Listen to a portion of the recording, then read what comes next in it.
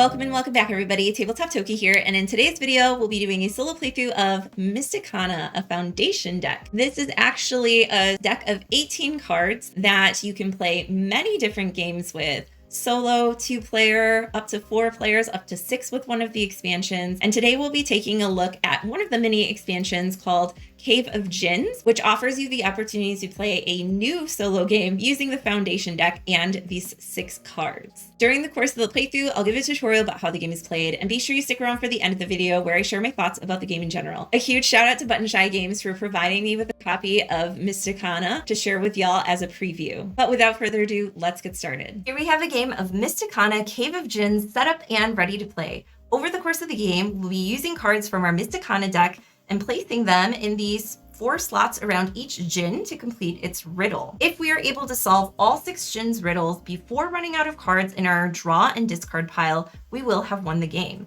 However, if we run out of cards and not all 6 riddles have been completed, we will have lost. So for setup, you're going to start by shuffling up the 6 Djinn, flipping them over from one side to the other, and placing them out in the configuration shown. You'll then shuffle up your Mysticana cards to form a draw pile. On your turn, you'll draw the top 2 cards of the Mysticana deck and place them into slots that are orthogonally adjacent to previously placed cards. So for example, here and here, or here and here. And again, our goal is to completely surround a Djinn with cards that fulfill its riddle. Mars' riddle is that you want to have the same elements across of 2 types. So if I have a water here, I want a water here. If I have a fire here, I want a fire here. If at any point on your turn, you do have 4 cards surrounding a Djinn that fulfill its riddle, you'll stop immediately and resolve the card, starting with an optional reward, which will allow you to move and manipulate cards on the grid. And then by using one of the 4 cards orthogonally placed, that's of a higher element to cover the card.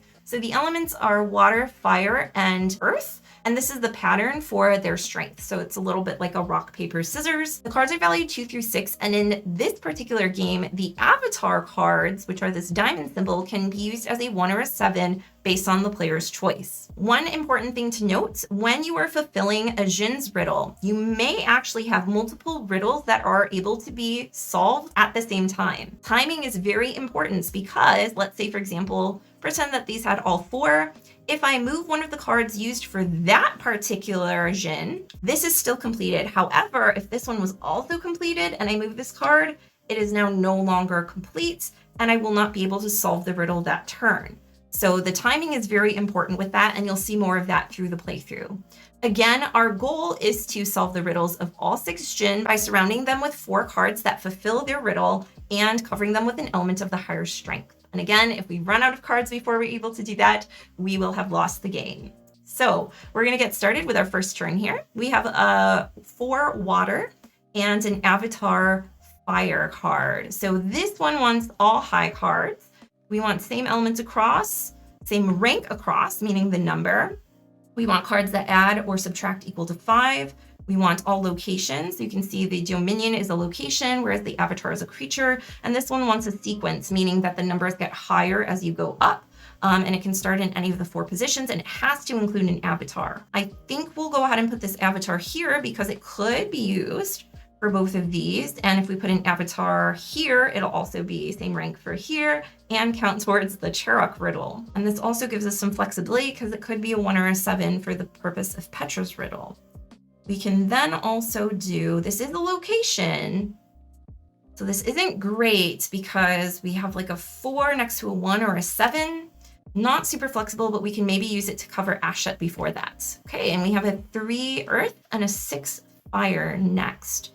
So we could use the 3 here next to the 4, and that saves us a spot for a 2. Astra is also a location and it's fire. So we have same elements across here, and it's a high rank card for Cherok's riddle. And then we have this 3, which is a spirit card, which is a creature, adding and subtracting to 5. So I think we'll put this here next to Nada, since a 3 and a 2 could equal 5. Maybe we'll get a 2 to put here.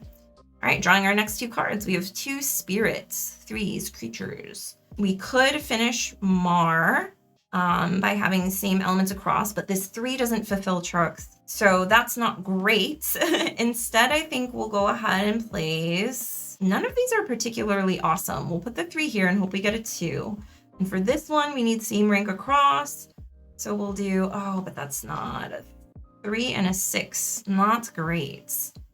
So maybe we'll just place this off in the ether, like off to here or something like that. There are cards, rewards of certain Djinn that let us discard cards. So maybe we'll see that back in our deck later on. We need a 6 here, so we need a 1 down here, which is one of those avatar cards. Yikes. Okay. Ooh, okay, finally. So things are happening now.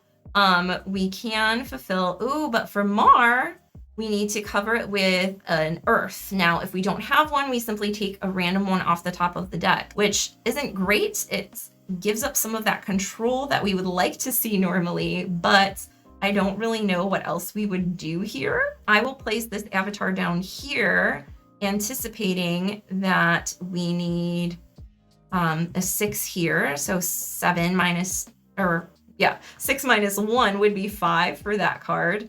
And we'll place this guardian up here. So we've completed Mars Riddle, where we have same element types across, and our reward is that we can move 1 card. So what we want to do potentially is move one of these cards that's no longer going to be useful. These are in a great position. This is in a great position. This is fine as well. We have a location here. We have some creatures. I think what we'll do is, I'm not sure. None of these seem great to move, so we're going to skip the optional reward. And since we don't have an earth card to cover, we're going to take a random off the top of the deck. Yikes. Okay, we're going to draw our next 2. We have a 5 and a 6, which could complete Charux. That might be fine. Or we can do the 6 here because that 6 is harder to get. There are only 3 of each number, right? 1 for each element. So I think we'll do that instead. And if we put the 5 here, that gives us some flexibility to maybe get 2 location cards here and here. Although I'm not sure if there's a high level location card. We have a 2 Sanctuary, which is location, and then the Guardian. So we can go here to finish Nada's riddle. And then we have this, but we have to stop immediately first. So add or subtract equal to 5. 3 plus 2 is 5. 6 minus 1 is 5. Our reward is that we can discard 1. So we could get this card back. That's just kind of floating out here. And then we have to cover it with a grass element, or an earth element rather, since earth beats water. So this is our discard pile, and we have to place this. If we place it here, we do have all high cards, 5, 5, 5, 6, and we can switch to or move 1 card. So the one that's problematic is this Sanctuary, since we would need a 5 to go here to cover this, but we're close to all the locations and we can cover it that way. So what we might want to do is move one of these other cards. That might be advantageous. None of these are great though. We could finish Ashet by moving this down here, and that would allow us to swap 2 cards. Yeah, I think that'll work. Okay, so we're gonna move Astra down here using the move 1 action from Charuk. And we have fire, which is beat by water. Oh, that's the 5 I wanted to move. No. Okay, that's fine. Nobody panic. Then we have all locations. So location, location, location, location, as they say. We're going to switch 2 cards. I don't have another 6 to put here. We do need a 2 here, but there's no card here. Oh no, I should have moved a different one. I don't know that it's advantageous for us to swap 2 other than maybe to... Oh, okay. We can swap this avatar with this guardian to give us more flexibility. So now we have 3, 4, 5, and this could be any other number. Oh, actually, it's going to have to be an avatar because we need an avatar card, right? Oh no.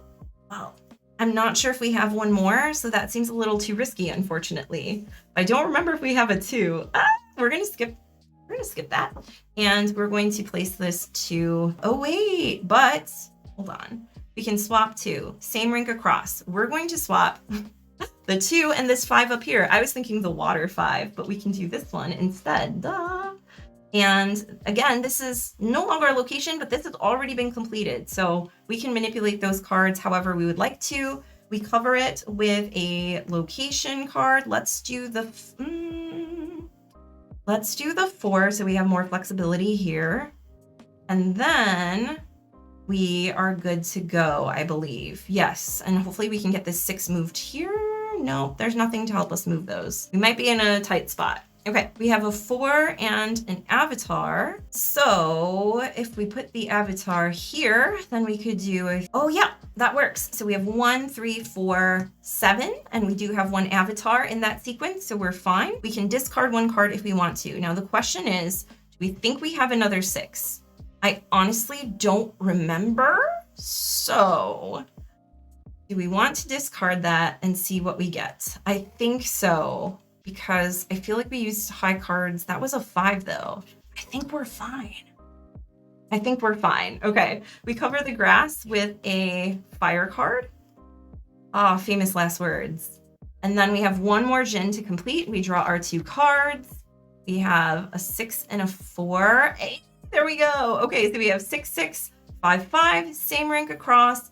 We don't have a water card, but we have some cards left in our deck, and we still even have these 2 cards left as well. So we have successfully completed all 6 Djinn's riddles and scored ourselves a win in Mysticana Cave of Djinns. So there you have it. That is a solo playthrough of Mysticana Cave of Djinns. Out of all of the different modes of this game, I do have to say that Cave of Djinns is my favorite. It's solo-y, it's puzzly, it's just challenging enough because as you go through and complete more Djinns, you have to take cards out of circulation. So there's just a really nice natural scaling to it. Whereas if you're having trouble getting them in the right spot, you at the very least have the flexibility of having more cards in your deck and more time to figure things out. There are also some challenge modes and some easier modes. It's very accommodating. The thing that I really love about Mysticana after playing through many of the different modes is that there's so much variability. Each little game may have some more elements of luck or maybe a little bit shorter or longer, but I think so far all of them really kind of work for what they are. There are a few games in the industry that have this similar idea of provide players with a few components and then give them a wide array of options of things you can do with them. And I think that that's a very exciting thing as someone who loves delving into board game design. Just seeing that versatility and seeing that creativity is really interesting. One of the solo games, The Path Ahead, just has the line of cards and you're revealing them, trying to make sure you pair them up with cards that are of a higher rank. There's also 9 Perils, which plays up to 4 players, which feels a little bit lucky, and another mini expansion, which is the Arcane Artifacts that plays up to 6. And this one is really fun. It's got some kind of poker style